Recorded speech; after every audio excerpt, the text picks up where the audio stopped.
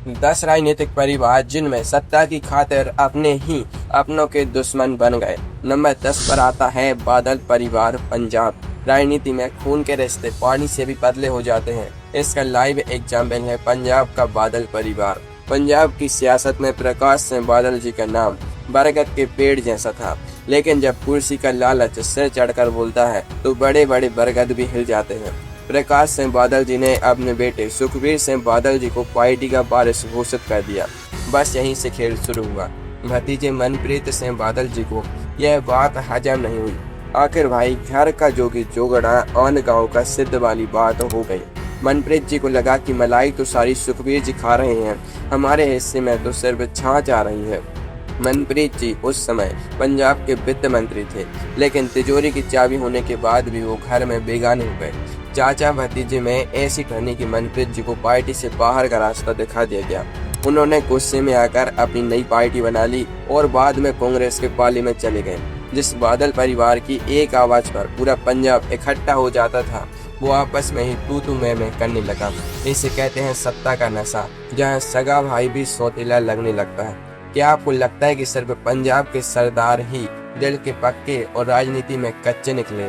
खैरिए, number 9 पर जो परिवार आ रहा है उसने तो सत्ता के लिए वो महाभारत रची कि सगा बेटा ही पिता का काल बन गया। कौन है वो चले जानते हैं। नंबर 9 पर आते हैं NTR परिवार आंध्र प्रदेश। अब जरा दक्षिण भारत का रुख कहते हैं, जहाँ फिल्मों से निकले भगवान यानी NTR रामाराव जी की हुकूमत चलती थी। NTR जी आंध्र प्रदेश के मुख्यमंत्री थे और जनता उन्हें पूछती थी, लेकिन उनकी जिंदगी में एंट्री हुई लक्ष्मी पार्वती जी की। NTR जी ने उनसे शादी क्या की, घर के बाकी सदस्यों के पेट में चूहे कूदने लगे। सबसे ज्यादा मीठी लगी उनके दामाद चंद्रबाबू नायडू जी को। नायडू जी को लगा कि अगर अब कुछ नहीं किया तो ससुर जी सारी सत्ता लक्ष्मी जी के चरणों में चढ़ा देंगे। नायडू जी ने पीठ में चुरा घोंपने की ऐसी स्क्रिप्ट लिखी कि अच्छे विलेन भी शर्मा जाए। उन्होंने 1995 में रातों रात एक होटल में विधायकों को इकट्ठा किया और ससुर NTR जी के खिलाफ ही बगावत कर दी।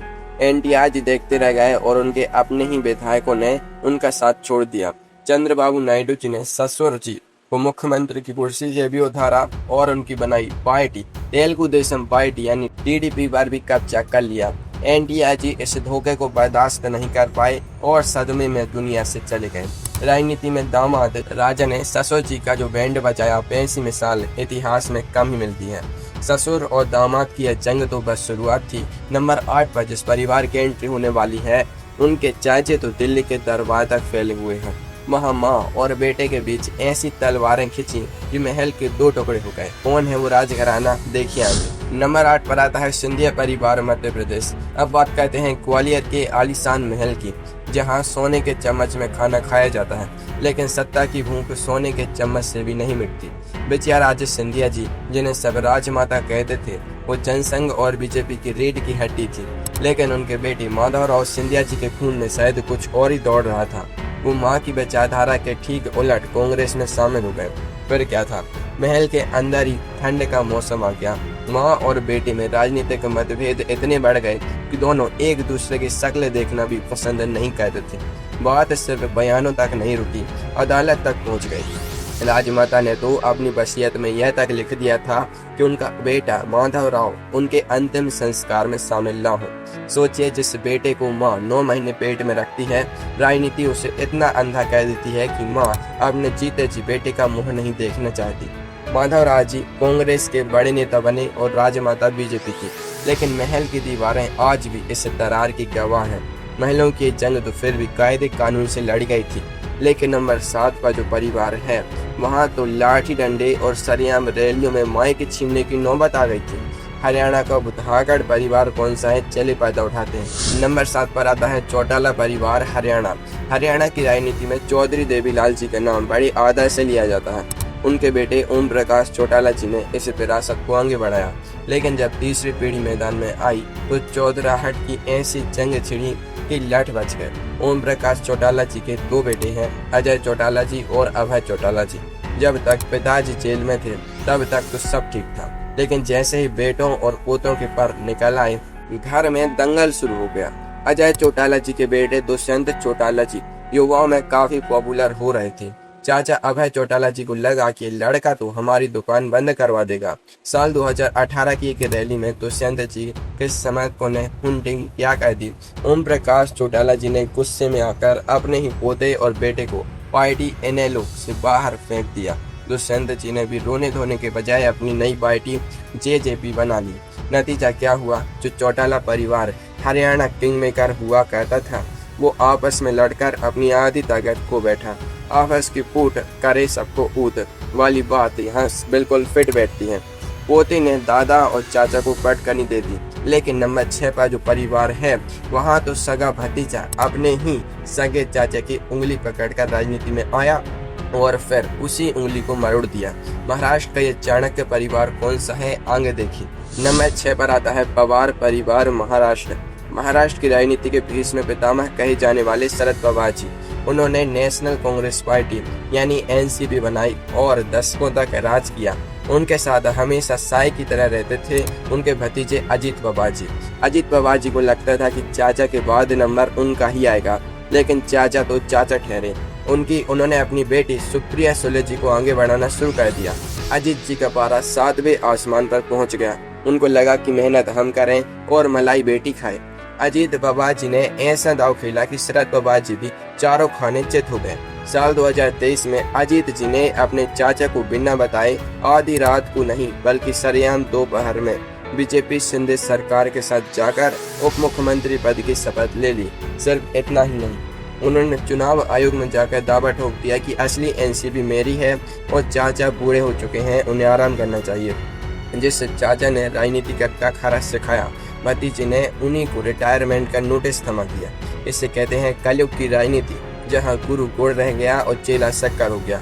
चाचा भतीजे की लड़ाई तो अभी कोर्ट कचहरी के चक्कर काट रही थी, लेकिन नंबर 5 पर जो परिवार है वहाँ तो पिता की मौत के बाद सगे चाचा ने अपने ही भतीजे का घर बार पार्टी और यहाँ तक कि पिता का बंगला भी छीन लिया।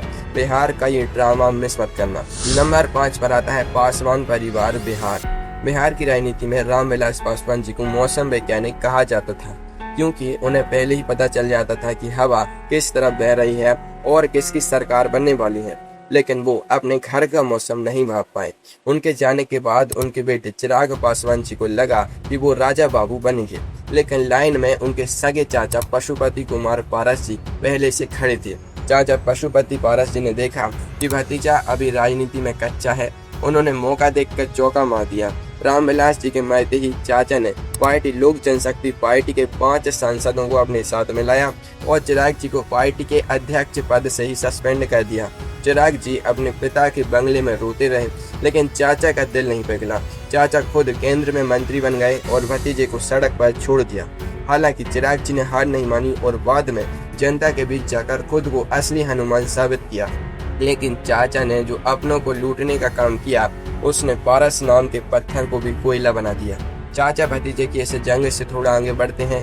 नंबर 4 पर जो परिवार आ रहा है वो दक्षिण भारत का सबसे बड़ा और सबसे अमीर राजनीतिक घराना है। वहाँ 2 सगे भाइयों के बीच ऐसी जंग हुई कि पूरा का पूरा राज्य 2 हिस्सों में बंटता नजर आया। देखिए कौन है। नंबर 4 पर आता है करुणानिधि परिवार, तमिलनाडु। तमिलनाडु में करुणानिधि जी का नाम ही काफी था। उनकी पार्टी डीएमके का राज्य में एक छत्र राज था। करुणानिधि जी के 2 बेटे हैं, एम.के. स्टैलिन और एम.के. अलागिरी। बड़े बेटे अलागिरी जी का मदुरई और दक्षिण तमिलनाडु में खौफ था, तो छोटे बेटे स्टैलिन जी चेन्नई की राजनीति संभालते थे। करुणानिधि का झुकाव हमेशा से शांत और सदे हुए स्टैलिन जी की तरफ ज्यादा था। अलागिरी जी को यह बात बिल्कुल पसंद नहीं थी। वो सरेआम पार्टी के फैसलों पर सवाल उठाने लगे। दोनों भाइयों के बीच दिलचस्पी की जंग इतनी बढ़ गई कि करुणानिधि जी को खुद बीच में आना पड़ा। पिता ने बड़े बेटे अलागिरी जी को समझाने की कोशिश की, लेकिन जब वो नहीं मानी तो करुणानिधि जी ने भारी मन से अपने ही बड़े बेटों को पार्टी से सस्पेंड कर दिया। पिता के जाने के बाद स्टैलिन जी मुख्यमंत्री बन गए और अलागिरी जी राजनीति के नक्शे से गायब हो गए। यहाँ बड़े भाई का अहंकार छोटे भाई की समझदारी के आगे टिक नहीं पाया। भाइयों के जंग तो फिर भी समंदर किनारे शांत हो गई, लेकिन नंबर 3 पर जो परिवार है उनके किस्से तो आपके होश उड़ा देंगे। वहाँ देश के सबसे बड़े राज्य उत्तर प्रदेश की गद्दी के लिए पिता, पुत्र और चाचा के बीच लाइव टीवी पर ड्रामा हुआ था। चलिए चलते हैं यूपी। नंबर 3 पर आता है यादव परिवार उत्तर प्रदेश। उत्तर प्रदेश की राजनीति में समाजवादी पार्टी के संस्थापक मुलायम सिंह यादव जी का जलवा ऐसा था कि विरोधी भी पानी मांगते थे। लेकिन साल 2016 में उनके ही घर में गृह युद्ध छिड़ गया। एक तरफ थे खुद नेताजी मुलायम सिंह यादव जी और उनके भाई शिवपाल यादव जी, तो दूसरी तरफ से थे नेताजी के बेटे अखिलेश यादव जी। अखिलेश जी उस समय यूपी के मुख्यमंत्री थे, लेकिन उन्हें लगता था कि चाचा शिवपाल जी उनके काम में अड़ंगा डाल रहे हैं। फिर क्या था, लखनऊ की सड़कों पर हाई वोल्टेज ड्रामा शुरू हो गया। रैलियों में माइक छीनने जाने लगे, मंच पर सरेआम तू मैं होने लगी। अखिलेश यादव जी ने वो कर दिखाया जिसकी कल्पना मुलायम सिंह जी ने सपने में भी नहीं की थी। अखिलेश जी ने पार्टी का आपातकालीन अधिवेशन बुलाया। अपने पिता मुलायम सिंह जी को राष्ट्रीय अध्यक्ष पद से हटाकर खुद को बॉस घोषित कर दिया। चाचा शिवपाल जी को पार्टी से बाहर का रास्ता दिखा दिया। मुलायम सिंह जी प्रेस कॉन्फ्रेंस में रोते रह गए कि जो बेटा अपने बाप का नहीं हुआ वो किसी और का क्या होगा। लेकिन राजनीति में भावनाओं की कोई जगह नहीं होती।